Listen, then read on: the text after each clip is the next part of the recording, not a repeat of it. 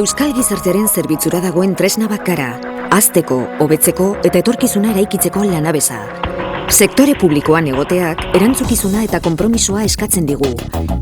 Itelazpik Euskal gizartearen kezka ekonomikoak, sozialak eta ingurumenari buruzkoak aintzat hartzen ditu bere eguneroko zereginetan.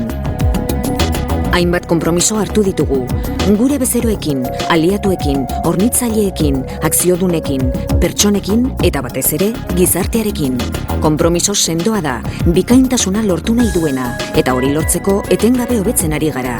Kudeaketa eraginkorra, gardena eta irekia nahi dugu, pertsonengan eta euren garapenean oinarritutako kudeaketa. Itelazpiren helburua, gizartearekin inplikatutako enpresa bat izatea da, eta gizartearen garapena bultzatzea. Azken batean, mundua ikusteko leiho bat ireki nahi diogu Euskal gizarteari. Itelazpi, difusio arduratsua.